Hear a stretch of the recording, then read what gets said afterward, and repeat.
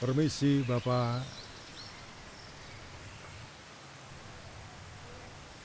Saya mau pesen pusaka ampuh yang merupakan intisari dari Pancasila.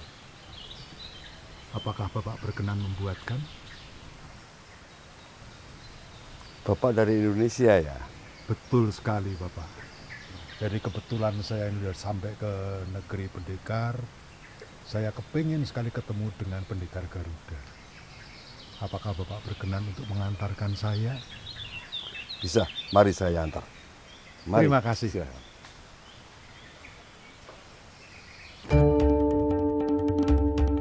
Saudara-saudara sebangsa dan setanah air, kalau jadi Hindu jangan jadi orang India, kalau jadi Islam jangan jadi orang Arab, kalau jadi Kristen jangan jadi orang Yahudi.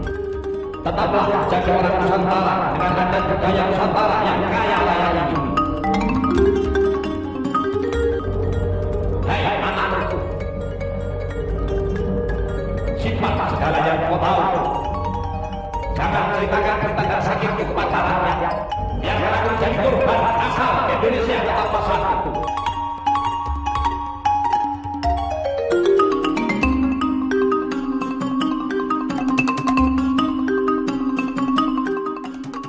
Dan di atas segalanya ada Bapak Tuhan yang Maha Esa. Merdeka!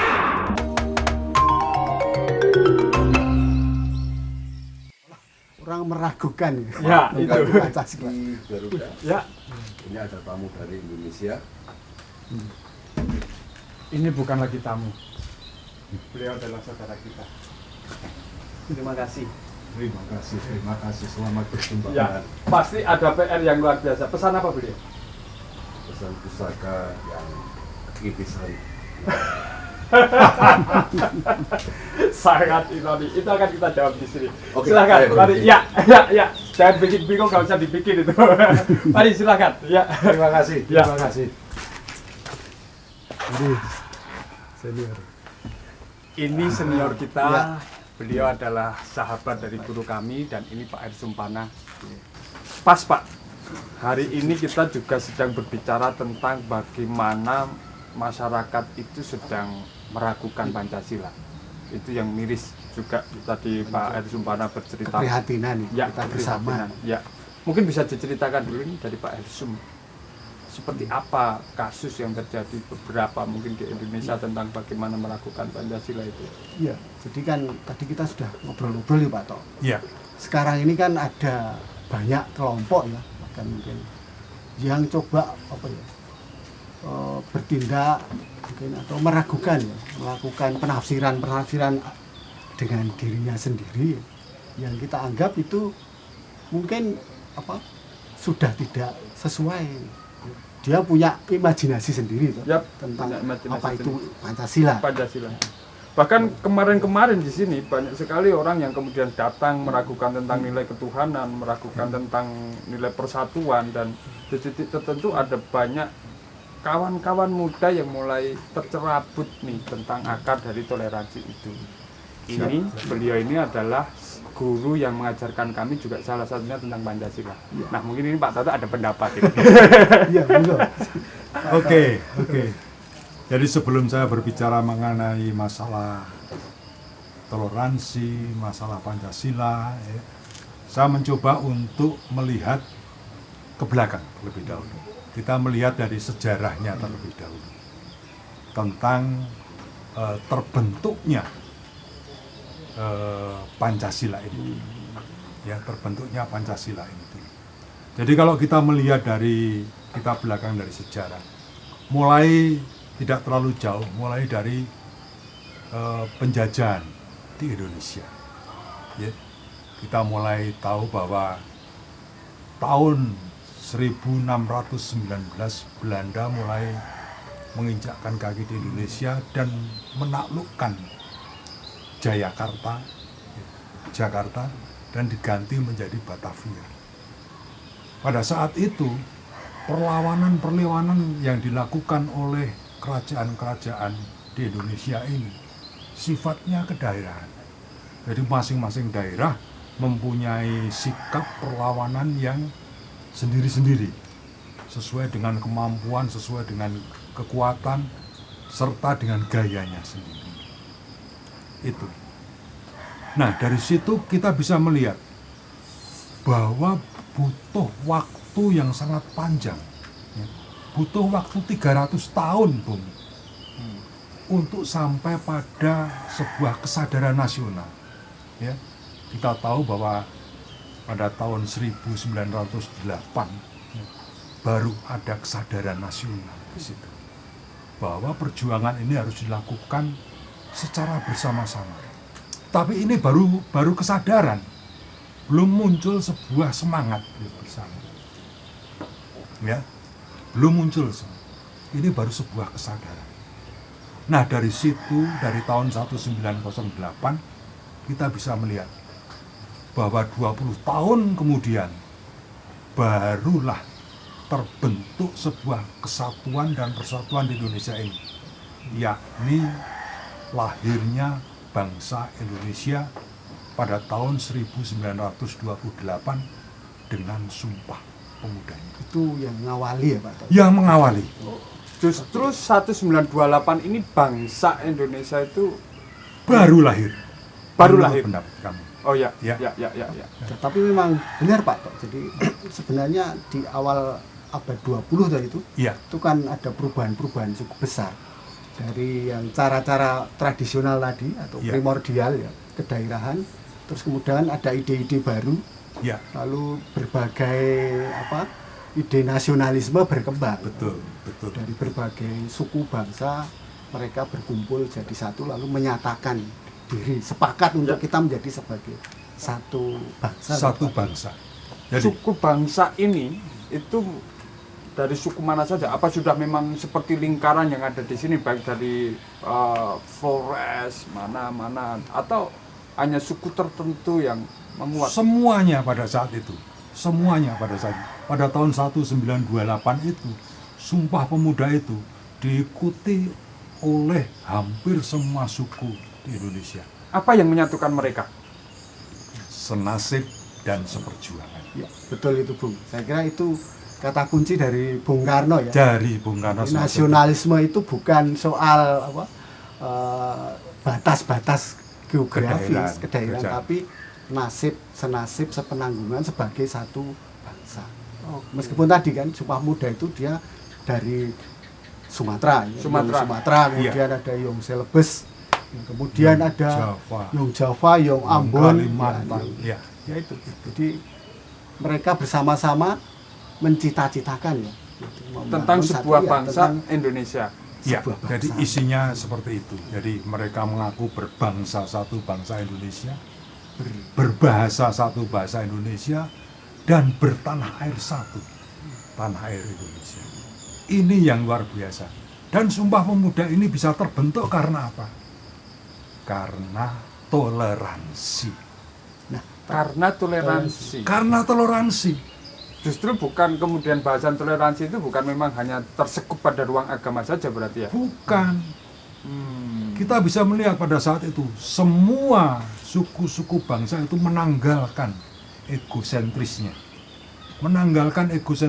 kedaerahannya ditanggalkan semua, dan mereka merasa satu bangsa, satu tanah air, satu bahasa Indonesia. Ini revolusi toleransi yang luar biasa menurut saya. Dalam masa itu kerajaan masih tentunya, Masih ada semuanya pada saat itu. tapi mereka Masih mampu eksis. meneriakkan kebangsaan bersama. Nah, Itu. embrio kan, Embrio. baru embrio kan waktu Ya, itu. betul, Ya. betul. Ya, justru saya kira ini yang tadi kita bincangkan agak hilang ya sekarang. Ya. Semangat dari kita sebagai senasib sepenanggungan ini. Justru setelah merdeka ini tadi ya. malah sekarang banyak yang mulai meragukan gitu tentang Pancasila ini. Ya. Orang pengen memajukan ideologinya sendiri. Ini kan Betul. justru Nah, persoalan yang harus kita pelajari bareng. Kenapa kok bisa begitu gitu? betul. Ini yang Nah, ini kan 928 Iya. kita dengan sebuah semangat senasib seperjuangan kemudian menyatukan ini. Ya. Nah, selanjutnya dulu, kita lanjutkan dulu Pak. Dari sejarah itu. Karena kita kan akan 45 dan sebagainya. Ya. Nah, dari situ, dari 1928 itu kita bisa melihat bahwa hasil daripada toleransi atas kedaerahan ini melahirkan sesuatu yang sangat besar, yakni kita mampu meraih kemerdekaan pada tahun 1945. Artinya apa di sini? Bahwa modal utama daripada kemerdekaan itu apa? Kesatuan daripada seluruh suku bangsa yang ada di Indonesia, yang terdiri dari ratusan suku bahkan ribu di situ, menjadi satu, merasa menjadi satu dan melawan bersama, sehingga tercapailah kemerdekaan pada tahun 1945. Ini hasil nyata daripada sebuah toleransi yang ada di Indonesia pada tahun 1928. Jadi apakah bisa dikatakan ini sebuah konsensus bersama? Konsensus bersama, Mas. Masing-masing Menanggalkan meninggalkan egonya. Kemudian Menanggalkan kita egonya. bersama-sama sepakat membentuk sepakat bangsa Indonesia dan melahirkan negara kesatuan Indonesia pada tahun 1945 dengan dasar negaranya. Pancasila. Nah, proses Pancasila ini saya berapa sejarah, berapa data, berapa orang berbincang, ini penuh dengan polemik, sampai ada pergantian sila, sampai kemudian ada negosiasi yang luar biasa, yang bahkan ini kemudian bergejolak untuk saat ini menjadi satu senjata dari oknum tertentu untuk membalikkan Pancasila. Saya lihat seperti itu. Oke. Bisa sambil merokok loh ini. Sebelum Guru. kita bicara Pancasila, izinkan saya merokok. Oh ya. barangkali mungkin bisa ngawali juga Ya, ya, Pak. ya, silakan. Silakan, Mas. Jadi waktu itu kan memang sebelum kita merdeka itu ada tim ya yang mencoba untuk merumuskan, sebenarnya sudah merumuskan tentang bagaimana kemudian bentuk dasar negara itu, dalam yang tergabung dalam BPUPKI itu kan. Ya. Ada banyak tokoh di situ. Betul, Jadi betul. itu bersidang mereka berhari-hari itu. Tapi puncaknya dari tanggal 29 sampai 1 Juni sih ya. Kemudian Pancasila ditetapkan sebagai dasar itu kan. Itu di dalam proses BPUPKI itu, di situ ada Soekarno ya, kemudian ada Supomo dan Ya. macam-macam gitu. Ya, Tapi yang menjadi menarik kan justru perdebatan di situ. betul. Bagaimana Betul, kemudian Pancasila itu harus dirumuskan kan? Kan awalnya ada 3 poin toh dari Soekarno atau banyak pendapat. Ya. Tapi kemudian Soekarno mengusulkan ada sosialisme religius, sosialisme demokrasi kan gitu ya. Yap. Ya itu kan. Ketuhanan Dan yang ketuhanan Maha yang Esa. Esa. Nah, lalu kemudian di situ Terjadi sebenarnya pergerakan. ada beberapa yang kemudian mau memasukkan kan, Betul. jadi merumuskan bagaimana memang ada tarik menarik ya, Ya. wujud negara itu, dasar negara ini apa?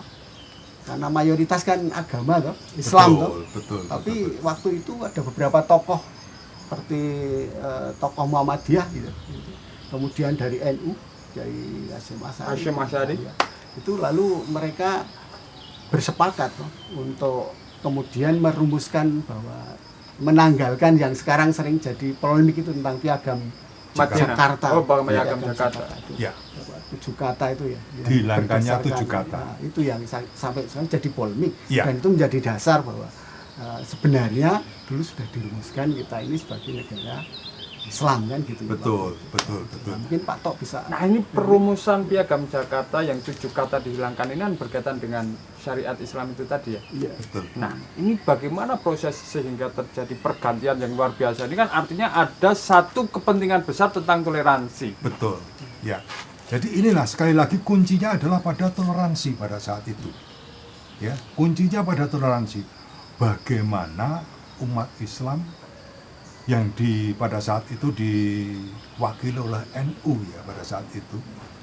Jadi ketika muncul polemik tentang piagam Jakarta dengan Pancasila, di mana di dalam piagam Jakarta ini ada kata-kata dengan kewajiban melaksanakan syariat Islam bagi pemeluknya.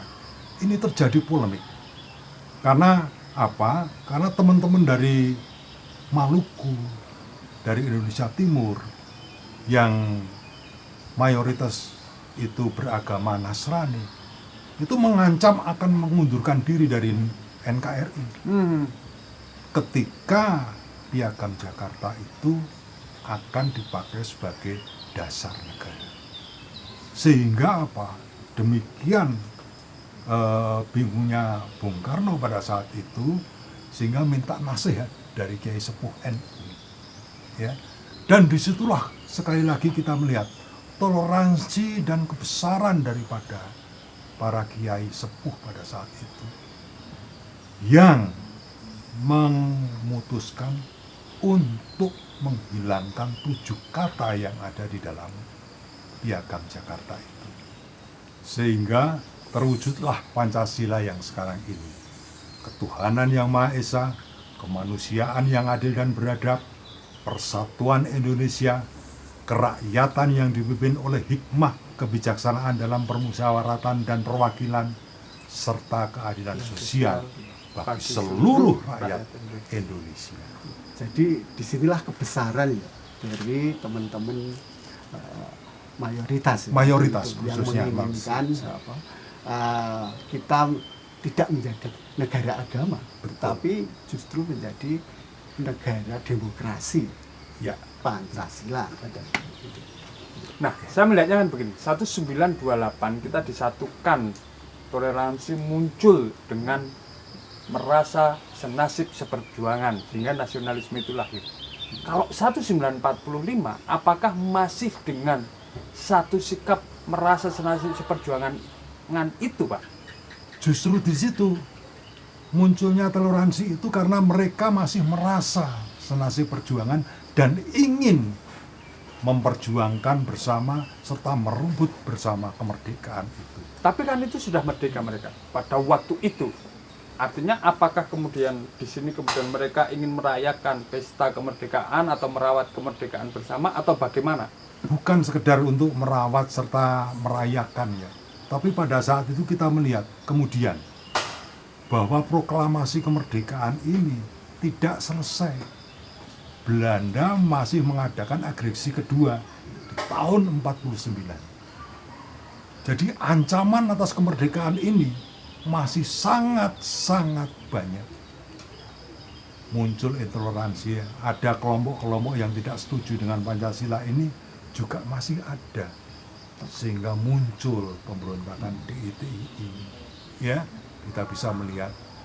Lalu di situ ada masih Belanda juga masih ingin kembali menguasai Indonesia dan terjadi agresi Belanda pada tahun 49. Jadi semangat senasib perjuangan ini benar-benar mendasari para pendiri negara pada saat itu untuk mereka sepakat menjadikan negara kesatuan Indonesia ini dengan sebuah landasan, dengan sebuah dasar negara yang demikian kuat, yang demikian disepakati oleh seluruh bangsa Indonesia. Tapi juga ini Pak Tok, kalau saya lihat benar juga dari Ki Garuda tadi bahwa sesungguhnya kita sendiri kemudian ada kepentingan-kepentingan tadi kan. Betul. Jadi sehingga Pancasila pun belum satu tafsir, dia selalu ditafsir terus toh dengan tadi ada munculnya pemberontakan dan seterusnya. Itu kan ada kelompok-kelompok memang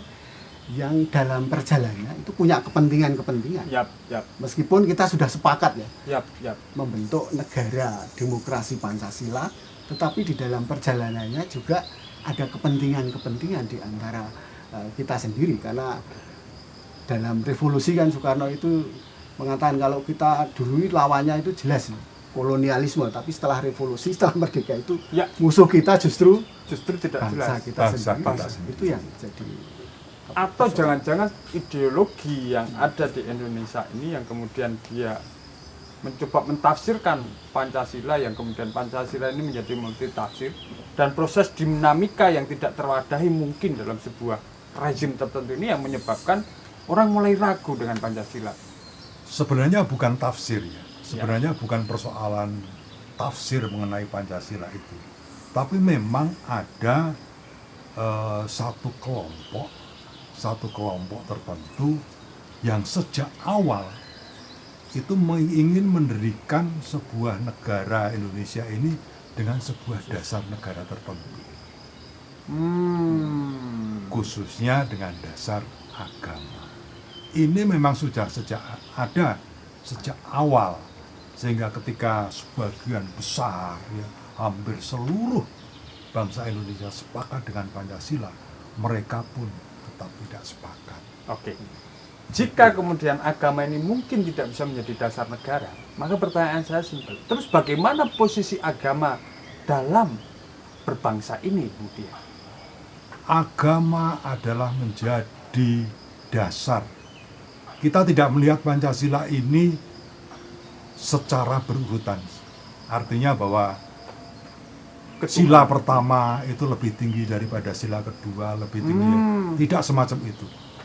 Oleh Bung Karno disampaikan dalam pidatonya 1 Juni bahwa Pancasila ini, kalau saudara-saudara tidak senang dengan Pancasila, maka ada trisila. Sosionasionalisme, sosiodemokrasi, dan ketuhanan yang Maha Esa. Tapi kalau saudara-saudara tidak suka dengan trisila, ada ekasila, yakni gotong royong. Tapi justru poin di sini yang sering disalah tafsirkan, Pak. Itu poinnya kan di sana. Bahwa ketika di zaman tahun 45 kita sepakat merumuskan secara resmi ada 5 sila. Kemudian terakhir ini kita mau membuat undang-undang baru ya, menjadi 3 sila misalnya. Itu justru menjadi sumber persoalan baru. Karena seolah-olah tadi unsur ketuhanan itu mau dihilangkan. Seperti itu. Jadi kan memang tidak mudah ya, tantangan, tapi justru pembelajaran ini jadi penting sesungguhnya. Apakah kita sungguh memahami sebenarnya roh dari Pancasila itu? Ya. Itu problemnya kan di situ. Nah, kembali ke masalah ketuhanan tadi.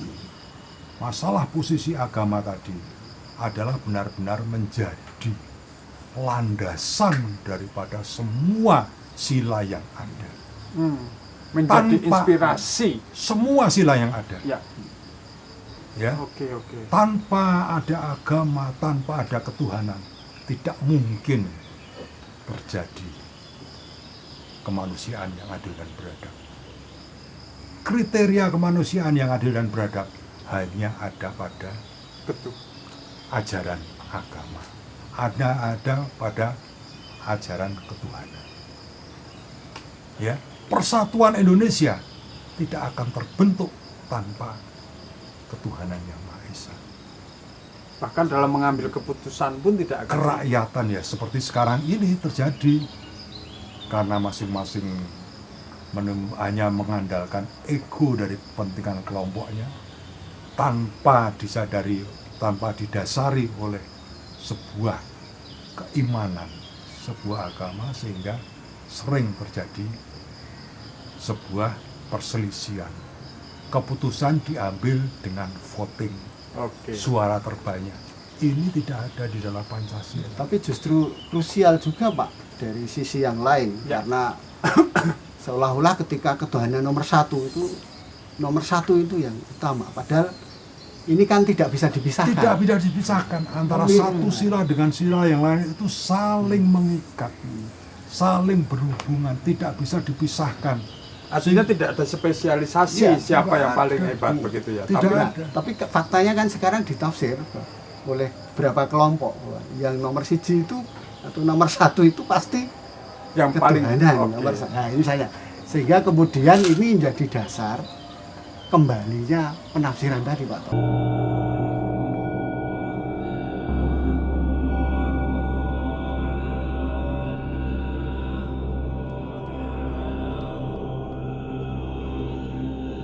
Mereka harus menghargai kearifan lokal di sini. Mereka kan tahu sebagian besar masyarakat kita itu Muslim. Silakan. Ya, saya sangat bersyukur atas kehadiran Ki Toto Purwanto. Beliau ini adalah Ketua Aliansi Bela Garuda dan di sampingnya senior kami Henry Sumpana, seorang sejarawan yang mampu mengelupas bagaimana sejarah bangsa ini. Tentu banyak ulasan tentang toleransi, banyak ulasan tentang sejarah bangsa yang mungkin tidak bisa selesai hingga saat ini. Tapi kami nggak pernah lelah untuk menyuarakan toleransi. Maka setelah episode ini, saksikanlah Rumah di Atas Pasir, karya kami semua. Terima kasih. ke kamera. Ya, nggak apa-apa. Tadi udah oke. Sekali lagi kayak gitu, diperlancar dialognya, disemangatin lagi. Terakhir bertiga ke arah lensa. Ya, ke kamera ya, ke arah kamera ya. Ya. Dik, promosi filmnya lebih dramatik, Dik. Apa? Promosi filmnya lebih dramatik, Dik. Oh ya. Oke, standby and action. Silakan diminum. Ya, kami merasa sangat bersyukur bisa kedatangan senior-senior kami. Ada Kitoto S. Purwanto. Beliau adalah ketua dari Aliansi Bela Garuda. Dan di sini ada Pak R. Sumpana, seorang sejarawan yang mampu mengelupas bagaimana sejarah bangsa ini dan juga semangat-semangat toleransi yang hadir dari setiap dekade, setiap zaman. Begitu juga Pak Toto. Dan malam hari ini, saya merasa bangga dan ingin mengatakan satu hal, bahwa kami tidak akan pernah lelah untuk terus menyuarakan toleransi sebagai ruh dari dasar negara kita, yaitu Pancasila.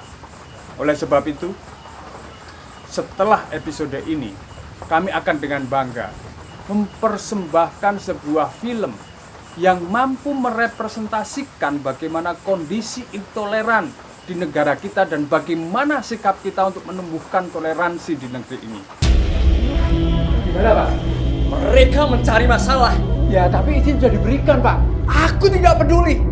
Aku tidak akan membiarkan tanah leluhur kita ini dikotori oleh bangunan-bangunan gereja itu. Kalau di sini akan dibangun gereja, lebih baik kita bakal.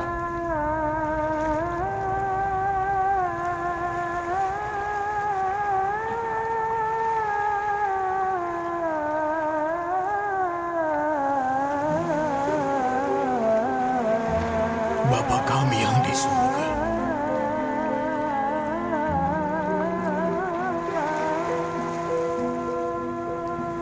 dikuduskanlah nama-Mu.